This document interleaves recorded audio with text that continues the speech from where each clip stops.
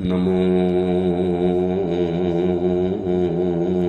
હરિયંતાણમ, નમો સિદ્ધાણમ, નમો આયર્યાણમ,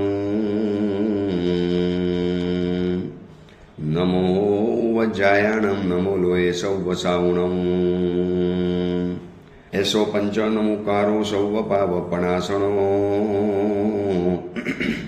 મંગલાણમ ચ સૌવેશી પરમં હવૈ મંગલમ.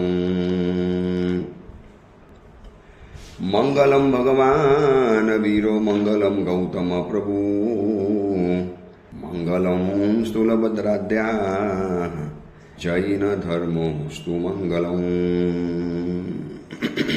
પ્રવચનનો વિષય છે અંતિમ આરાધનાનો અમૃત કુંભ, સંવેગ રંગશાલા ગ્રંથ. આજથી લગભગ 1000 વર્ષ પૂર્વે બનેલો 4 મહાદ્વાર, 43 પેટાદ્વાર અને 10,000થી પણ વધુ ગાથાની અંદરમાં વહેંચાયેલો આ સંવેગ રંગશાલા નામનો ગ્રંથ.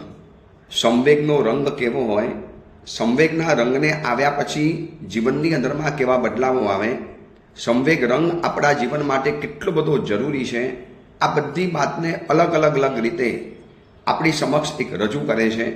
જેમ બપોરના સમયની અંદરમાં એક સેલ્સમેન ઘરની અંદરમાં ઘણીવાર નથી આવતા માલ સામાન વેચવા માટે, અને પોતાની પ્રોડક્ટ્સ, પોતાની વસ્તુઓનું એટલું બધું માર્કેટિંગ કરે.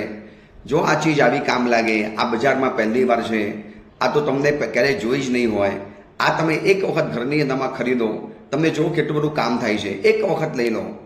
આ રીતે જે માર્કેટિંગ કરે છે ને, એમ લાગે કે જાણે કે આ ગ્રંથ સંવેગ રંગશાલા, સંવેગ રંગનું માર્કેટિંગ કરે છે. આ સંવેગ રંગશાલા ગ્રંથ, સંવેગનો રંગ વર્તમાન સમયની અંદરમાં જરૂરી છે, એટલો બધો જરૂરી છે કે હવે મોડું કરવાથી પણ નહીં ચાલે.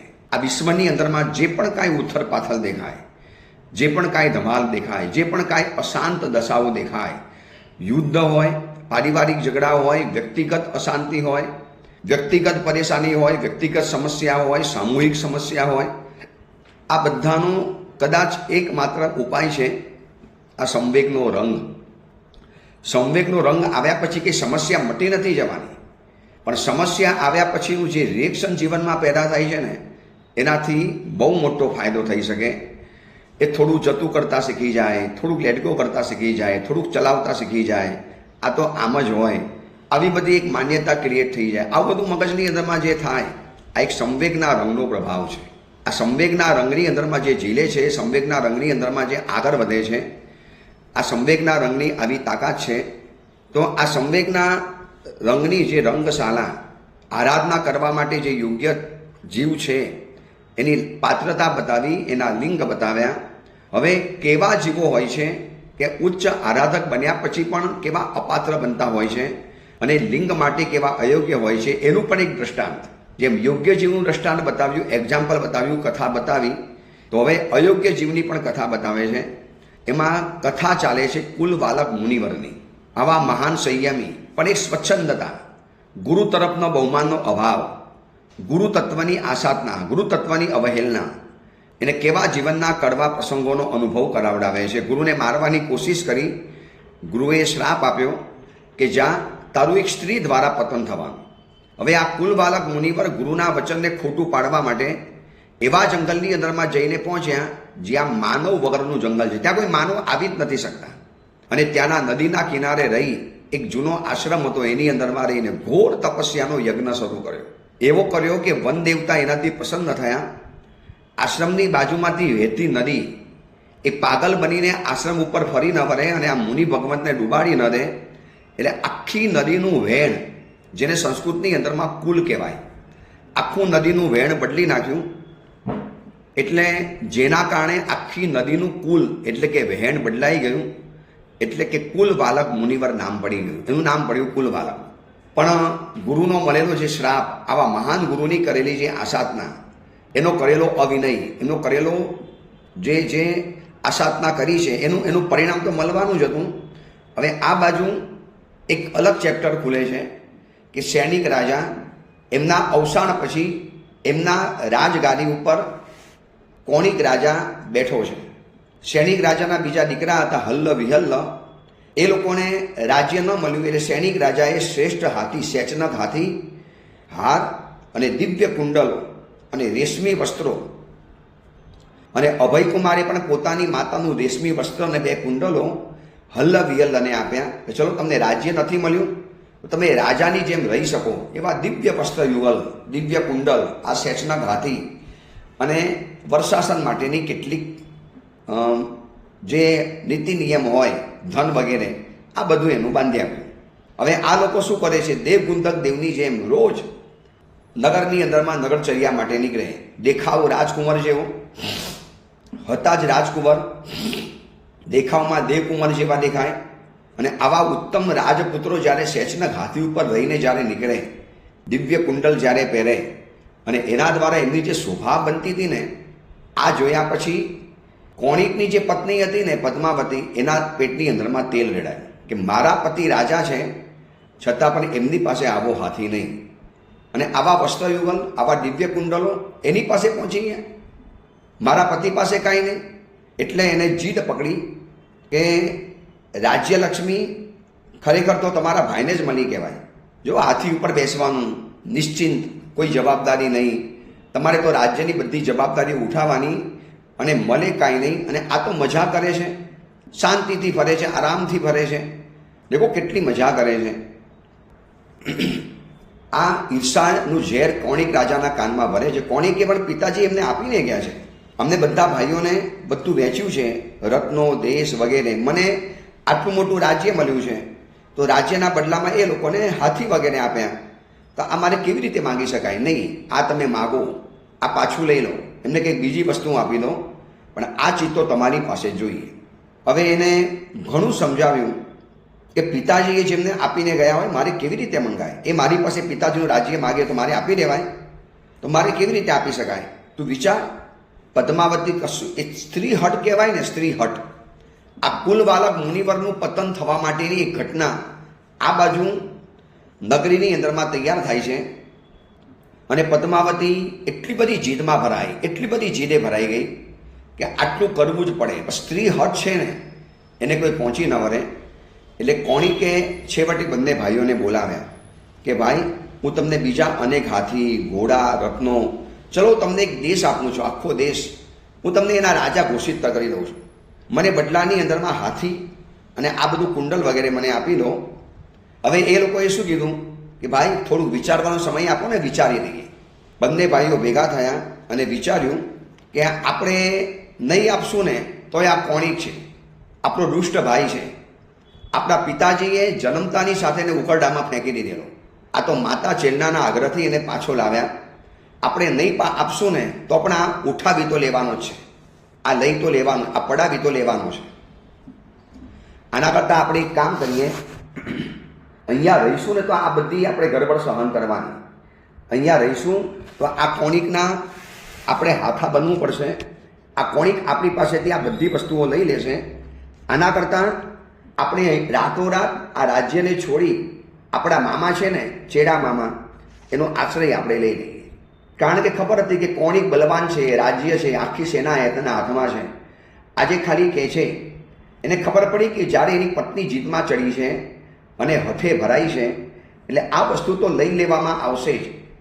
આના કરતાં આપણે અહીંથી નીકળી જઈએ, રાતોરાત કોઈને કયા વગર રાતના સમયમાં શેષનાગ હાથી ઉપર બેસી દિવ્ય વસ્ત્રયુગલ, દિવ્ય કુંડલ, આ બધું જ લઈ અને વૈશાલી નગરીની અંદરમાં મામા જે ચેડા રાજા હતા એના આશ્રયની અંદરમાં જઈને રહી ગયા.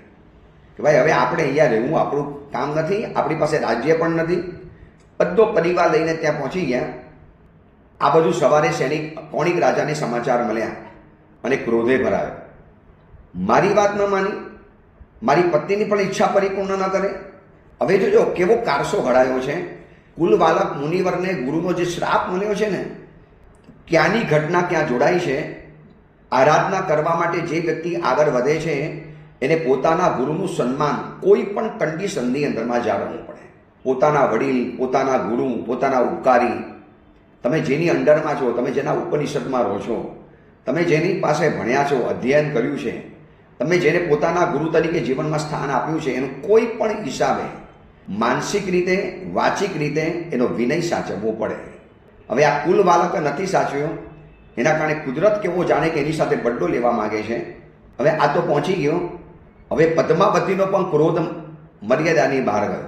સામે અશોકચંદ્ર, કોણિકનું બીજું નામ હતું અશોકચંદ્ર, એનો પણ ક્રોધ આસમાને પહોંચી ગયો. હવે એને યુદ્ધનું એલાન કર્યું.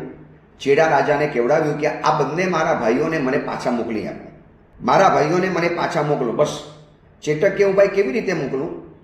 તમે જાણો છો ને, આ તમે ત્રણેય મારા ભાણેજ છો, તમે ત્રણેય જણાનો હું તમારો મામો છું, તમે મારા ભાણિયા છો, મારી બહેનના દીકરા છો, મારા માટે તો બધા સરખા છે. તું જેમ સરખો છે એમ પણ સરખા છે. જ્યારે અત્યારે મારા શરણે આવ્યા છે, તું ક્ષત્રિય રાજા છે, તને ખબર છે ક્ષત્રિય રાજાના શરણે કોઈ આવે એને કોઈ કાઢી ન મૂકે. એ સ્વયં જતા હોય તો મને વાંધો નથી, પણ એને હું કાઢી ન શકું. આ આપણી નિયમ છે, તને ખબર છે. મારા આશ્રય આવેલા અને આ તો પાછા મારા ભાણેજ છે, હું એને મોકલી આપું? વારંવાર ચેટકને કહેવડાવ્યું કે કુમારને મોકલો, અને નહીં મોકલો ને તો યુદ્ધના માટે તૈયાર રહેજો. ચેટકે યુદ્ધ સ્વીકારીશ, યુદ્ધ કરીશ, પણ તારી અયોગ્ય માંગણી તો હું જીવનમાં નહીં સ્વીકારું. એમ કેવી રીતે ચાલી શકે? તારા પિતાજીએ બધાને બંડવારા કર્યા છે તો લઈ લેવાનો. આજે સમાજની અંદરમાં પણ આવી ઘટનાઓ બનતી હોય છે ને. પિતાજી બધા ભાઈઓને સરખા ભાગ કરીને ગયા હોય, એમાં કોઈકને પેટમાં તકલીફ પડે. જો દુકાન એને મોકાની મળી, આને ઘર મોકાનું મળી ગયું, આને બિઝનેસ સારો મળી ગયો, આપણને કશું ન મળ્યું, પાછળથી કોઈ તમને ચાવી ભરવે, પાછળથી કોઈ તમને પછી પિન પોઈન્ટ કરવા માટે આવે, તો એવા સમયમાં સમજી જવું જોઈએ. હવે આ સમજવા તૈયાર નથી, એટલે એને એક જ કીધું, કોઈ પણ હિસાબે તમે આ લોકોને મોકલી આપો. ન મોકલ્યા એટલે યુદ્ધ કરવા માટે તૈયાર રહો. વિચારજો, બે વ્યક્તિને પાછા મોકલવા માટે કરોડો માણસોને યુદ્ધની અંદરમાં હોમી દેવામાં આવશે. એક હાથીને મેળવવા માટે કરોડો માણસોનો જાન લેવાની અંદરમાં આવશે. આ બાજુ યુદ્ધ થયું, ભયંકર યુદ્ધ થયું. રોજ એક ભાઈઓ યુદ્ધની અંદરમાં સેનાધિપતિ બનીને જાય, કાલ, મહાકાલ, મહાસેન. અને ચેટક રાજા યુદ્ધની અંદરમાં નિષ્ણાત હતા. એમનો નિયમ હતો કે રોજ એક જ બાણ છોડવાનું, એનું અમોઘ બાણ.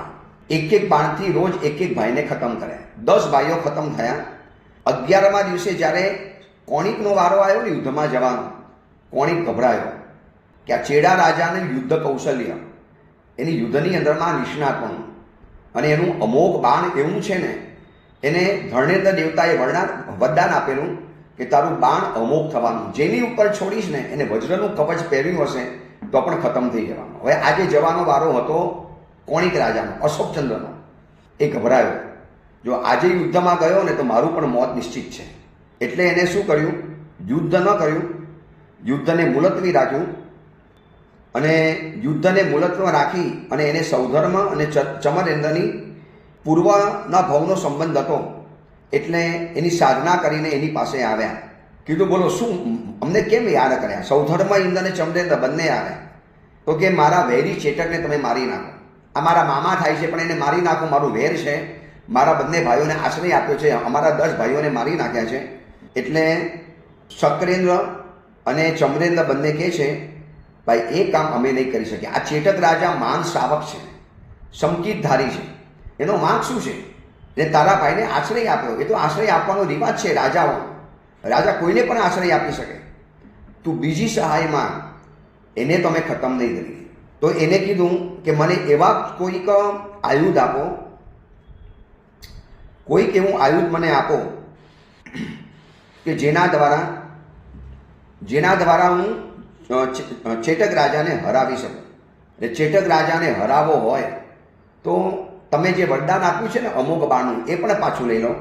તો કે એ તો પાછું ન લઈ શકીએ, પણ યુદ્ધની અંદરમાં અમે તને સહાય કરીશું. અને યુદ્ધની અંદરમાં ઉતર્યો. ચેટક રાજાએ બાણ ફેંક્યું, સીધું જ છાતીમાં વાગવાનું હતું. પણ ચમરેન્દ્રએ શું કર્યું? આકાશ પ્રતીકની શિલા બનાવી દીધી. એટલે ચેટક રાજા આશ્ચર્ય પામ્યા કે ભાઈ મારું અમોઘ શસ્ત્ર ક્યારે સ્ખલિત ન થાય. હવે લાગે છે કે યુદ્ધ કરવા યોગ્ય નથી, કંઈક ગડબડ થઈ ચૂકેલી છે. એટલે એ તો યુદ્ધ લઈ અને પાછા પોતાની વૈશાલી નગરીની અંદરમાં પહોંચી ગયા. અને આ બાજુ ચમરેન્દ્ર અને શકરેન્દ્રએ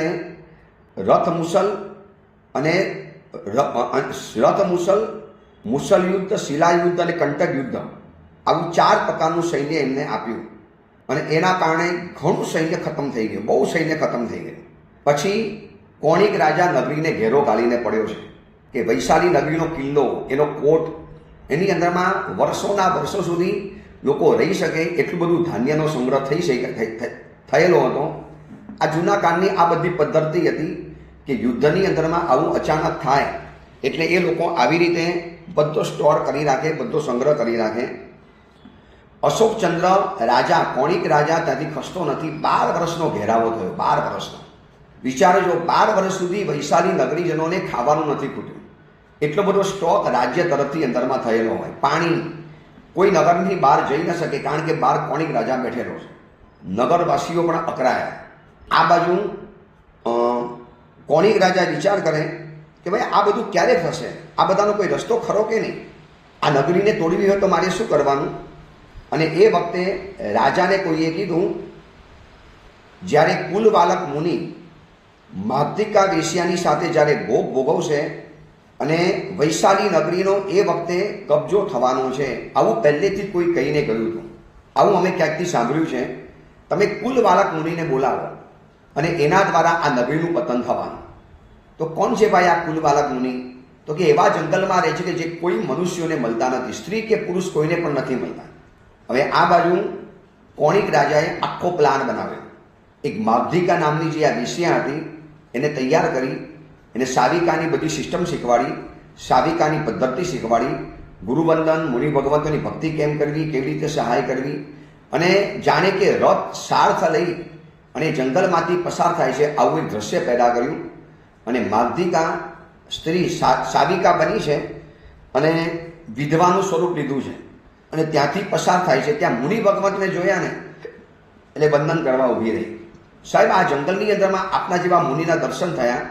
વેશ્યા હોય, નાટક કરવામાં હોશિયાર હોય, આ બધું કોણિક રાજાને કુલવાલક મુનિને બોલાવી અને વૈશાલી નગરીને તોડવાની પ્રયત્ન કરવો છે. એટલે કુલવાલક મુનિવરનું પતન કરવા માટે માગધિકા વેશ્યાને મોકલી. જો ગુરુનો શ્રાપ હવે કેવો સાચો થવાનો. અને વેશ્યા છે, મુનિ ભગવાન બહુ દિવસે આપનું દર્શન થયા, હું પણ તીર્થયાત્રાએ નીકળી છું, મારા પતિ ગુજરી ગયા છે, હવે પરિવારને રહીને તીર્થયાત્રા કરવાની, પણ જીવનને હવે ધન્ય બનાવવું છે. એમાં આપ જીવંત તીર્થ બની ગયા. આપ જંગમ તીર્થ સ્વરૂપે આપને દર્શન થયા. આજે આપની ભક્તિ કરવાનો મોકો મળ્યો છે, લાભ આપો. એ મુનિવરને એમ કે સહજ રૂપે નીકળ્યા છે એટલે ગોળચી પાણી વોરી લઈ. હવે એ દિવસે વેશ્યાએ શું કર્યું હતું? માગધિકા વેશ્યાએ એટલા બધા માદક લાડુ, એટલા બધા રસાયણ નાખીને લાડુ બનાવેલા ને કે આવા તપસ્વી મુનિવર આવો લાડુ ખાય, જતાની સાથે પેટની અંદરમાં વિસુચિકા એટલે કે લૂસ મોશન શરૂ થઈ જાય. એટલા રસાયણ, એટલા બધા મરી મસાલા અને એવા માદક ચીજો અંદરમાં ભરેલી હતી. અને વેશ્યાએ લાડવા પરાણે 5-15 વહોરાવી દીધા. મુનિ ભગવંતે વાપર્યા. ચલો, આવી કોઈ સાવિકા આવી છે અને વાપર્યા એને. એ વાપરવાના કારણે મુનિ ભગવંતને ભયંકર કક્ષાના ઝાડા શરૂ થઈ ગયા. અતિસાર જેને કહેવાય, લૂસ મોશન કહેવાય, વિસુચિકા જેને કહેવાય. એટલા બધા ઢીલા પડ્યા કે પડકું પણ ન ફેરવી શકે. કપડાં ખરડાયેલા પડ્યા છે, વિષ્ટા અને બધું અંદરમાં પડેલું છે. હવે આ તો વેશ્યા હતી ને, રાજાએ પૈસા આપીને મોકલી છે. વેશ્યા તો બધું જ કરવા તૈયાર થાય. અરે મુનિ ભગવાન, મારી ભક્તિના કારણે આપની તબિયત બગડી ગઈ, કાંઈ વાંધો નહીં, આપ જ્યાં સુધી ઠીક ન થાવ ને ત્યાં સુધી પ્રાસુક દ્રવ્યોથી આપની સેવા હું કરીશ. આપ સ્વસ્થ શરીરવાળા થાવ પછી આપ પ્રાયશ્ચિત લઈ લેજો, મને પ્રાયશ્ચિત આપો, બાકી આપની સેવા અત્યારે હું કરી. ભલે અસંયમ હોય પણ આપ પડખું નથી ફરી શકતા, આપનું શરીર જેવું કેવો ગંદુ છે, એને મારે સાફ કરવું પડશે, લાભ મને આપો. મુનિ ભગવંતને બોલવાના કોઈ હોશ હવસ રહ્યા નહોતા અને મુનિ ભગવંતની બધી વૈયાવજ કરવાનું કામ શરૂ કર્યું આ નકલી બનેલી સાવિકા માગધિકા વેશ્યાએ. અને આ બધું કરતા મુનિ ભગવંતને એવા લપેટ્યા, ભોગની અંદરમાં એવા મશગુલ બનાવી દીધા અને મુનિનું પતન થયું. જો ગુરુનો શ્રાપ સાચો પડ્યો. પછી એમને બેસાડવા, શરીર ધોવું, એમના શરીરને ચોડવું, એમને ઉચકીને બેસાડવા, સ્નાન વગેરે કરાવવું, એમને ગોચી પાણી વપરાવી, કપડાં બગડ્યા તો ધોવા, એમની બાજુની અંદરમાં રહેવાનું, ઔષધિના પ્રયોગથી શરીર. અને એવી ઔષધિ લઈને આવેલી હતી ને કે જેમ ઝાડા થાય એવી ઔષધિ લાવેલી, તો ઝાડા બંધ થાય એવી પણ ઔષધિ સાથે લઈને જ આવેલી. એ ઔષધિના પ્રયોગ કરતા શરીર સારું થઈ ગયું અને અતિ ઉન્મટ કપડાં પહેરે, ઉદ્ભર કપડાં પહેરીને એની બાજુની અંદરમાં આવે. વેશ્યા, માગધિકા વેશ્યા એ જમાનાની. અને મુનિ ભગવતને કહે છે કે હવે મને પણ તમારી સાથે પ્રેમ થઈ ગયો છે, તમે આવા બધા સંયમ જીવન જીવો છો, આવી જાઓ મારી સાથે, આવો અમારી નગરીની અંદરમાં વૈશાળી નગરી છે, આવો એમાં ભોગ ભોગવો, મજા કરો, હું પણ એકલી છું, મારી પાસે અઢળક પૈસો છે, તમારે કોઈ પણ જગ્યાએ જવાની જરૂર નથી. શું કામ તમે આવું દુષ્કર તપ તપો છો, આવા જંગલોની અંદરમાં રહો છો, આવા જંગલોમાં રહેવાનું, અરણ્યમાં રહેવાનું, એકલા રહેવાનું, કોણ તમારી સાર સંભાળ કરે? ચલો ને આપણે જઈએ, તમે ખોટા ઠગાઈ ગયા સંયમ જીવન લઈને, ચલો આપણે મજા કરીશું, મને પણ પતિ નથી અને મારું મોટું ભવન છે, એમાં આપણે વિલાસ કરીશું.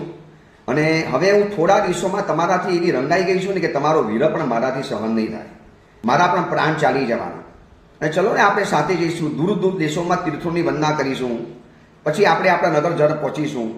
બસ મુનિ ભગવંતને આવી રોજ કહેતા જાય, રોજ કહેતી જાય, અને એવા એના હાવભાવ, એવા અંગ ઉપાંગ, એવા દ્રશ્યો બતાવવાના, અને એવી બધી આવભગત કરવાની, અને એવા મીઠા લેખા અને એવી એક્શનો, પથ્થર પણ પીગળી જાય. આ તો મુનિ ઉપર શ્રાપ તો હતો જ, એટલે કુલ બાલક મુનિ પર પીગળી ગયા.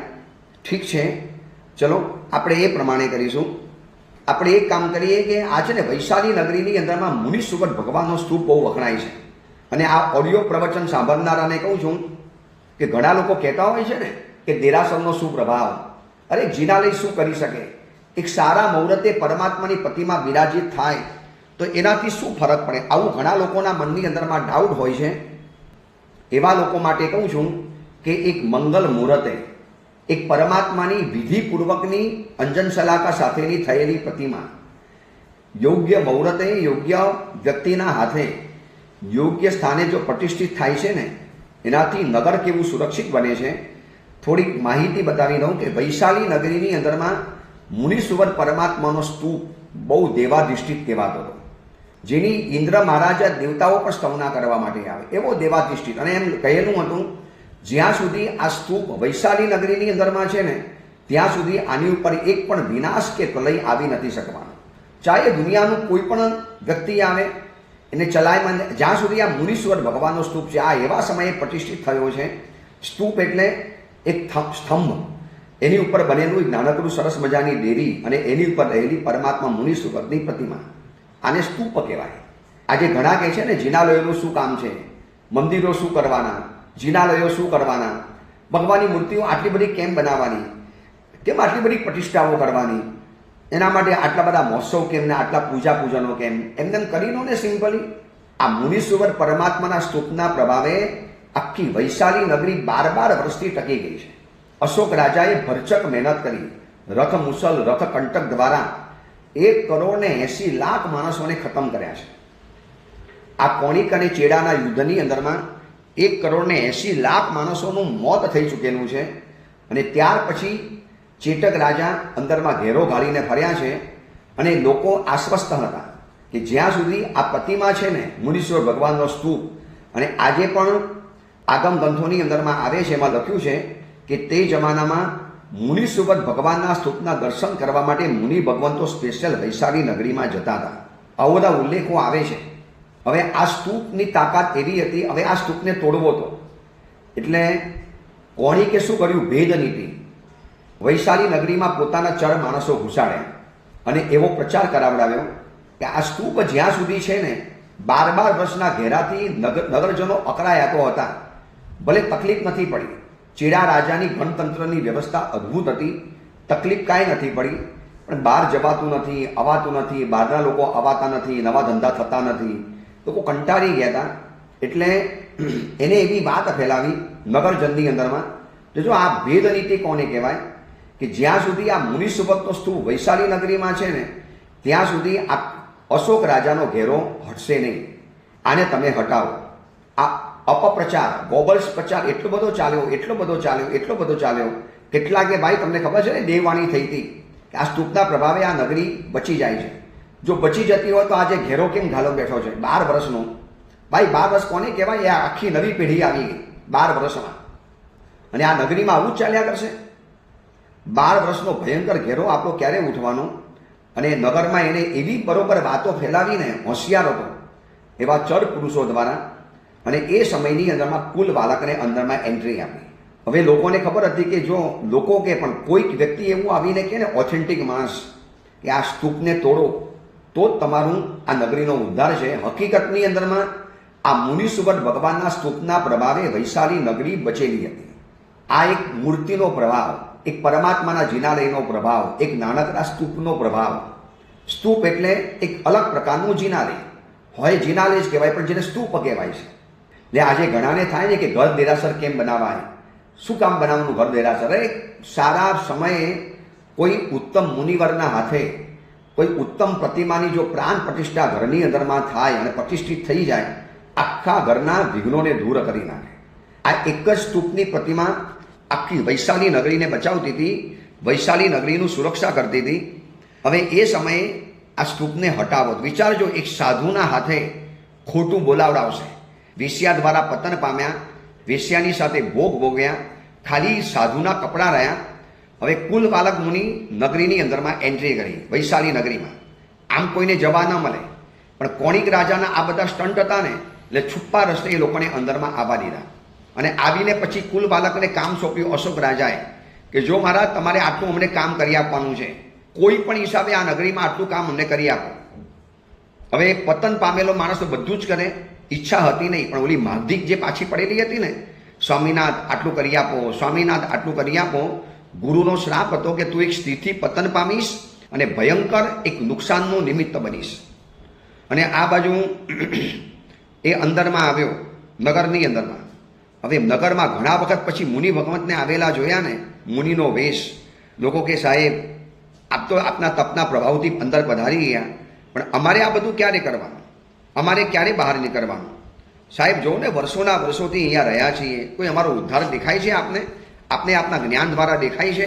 એટલે નાટક શરૂ કર્યું કે મને મારા જ્ઞાનથી એમ દેખાય છે કે આ નગરીની અંદરમાં એક સ્તૂપ હટાવવો પડશે. તમે એને જેમ જેમ હટાવશો ને એમાં ઘેરો હટતો જવાનો. તો કે કયો? પણ તમે નહીં માની શકો. જોજો આ બધી વાતોને એવી કેવી ગોઠવે છે, તમે નહીં માની શકો એ વાત, તમને મારી વાત ખોટી લાગશે, પણ હકીકતની અંદરમાં આ જ છે. અને વાતોને ગોઠવીને કીધું કે આ મુનિસુવતનો જે સ્તૂપ છે ને એને હટાવો. લોકો કંટાળેલો હતા જ, નિયતિનું નિર્માણ થયેલું, ભવિતવ્યતા લખાઈ ચૂકેલી હતી, નગરીનો વિનાશ થવાનું નિશ્ચિત હતું. એટલે કેટલાક લોકો વિરોધ કરતા ગયા કે ભાઈ ખોટું કરો છો, આ સ્તૂપના કારણે આ નગરી બચી છે, હજી પણ અમારી વાત માનો. ગણતંત્રની અંદરમાં પણ બે ભેદ પડી ગયા. ચેડા રાજા કહે ભાઈ આ સ્તૂપના કારણે નગરી બચી છે, પણ હવે ગણતંત્ર એટલે જેમ આજની સંસદ સભા છે ને ત્યારે એવી શરૂ થયેલી.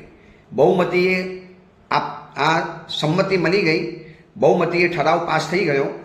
એટલે ચેડક રાજા પણ કાંઈ ન કરી શક્યા. હવે છે ને આ બાજુ બંને જણાની ગોઠવણ હતી. અહીંયા જેમ જેમ સ્તૂપ તોડવામાં આવે એમ સૈન્યએ પાછું હટતું જવાનું. એટલે થોડો સ્તૂપ તોડ્યો ને, કુલબાલકે જો ઘેરો હટ્યો ને, દૂર ચાલી ગયો ને, આખું જમીન દોષ કરી નાખો, આ અશોક રાજા ભાગી જવાનો. આ સ્તૂપના પ્રભાવે જ આ નગરમાં આવા ઉપદ્રવ વિઘ્નો આવે છે. ભોરા નગરજનોએ સ્તૂપ તોડતા ગયા, ઘેરો આગળને આગળ ચાલતો ગયો, લોકોને વિશ્વાસ બેસી ગયો. અને સ્તૂપને જ્યારે જમીન દોસ્ત બનાવી નાખ્યો ને, નગરમાંથી દૈવી તત્વ હટી ગયું. મુનિસુવતની પરમાત્માની પ્રતિમાની ભાંગીને ભૂક્કા થઈ ગયા, સ્તૂપ તૂટી ગયો. અને જ્યારે આ સમાચાર પહોંચાડી દીધા પોતાના જાસૂસો દ્વારા, કુલ બાલક આમાં નિમિત્ત બની ગયો. અને પછી એક સાથે રથ મુસલ અને રથ કંટક નામના બે શસ્ત્રો સાથે જે ચડી આવ્યો, વૈશાલી નગરી ઉપર જેને કેર વર્તાવ્યો. એમ કહેવાય છે ત્રિષષ્ટિ સલાકા પુરુષ સહિતની અંદરમાં લખ્યું છે, પરિશિષ્ટ પર્વની અંદરમાં, કે 1,80,00,000 માણસોની સોથ વળી ગઈ છે. 1,80,00,000 માણસો આ યુદ્ધની અંદરમાં ખતમ થયા. અને એમાં નિમિત્ત બન્યો છે આ કુલ બાલક મુનિ. આ ગુરુની અવહેલના, ગુરુની આશાતાનું કરેલું પાપ.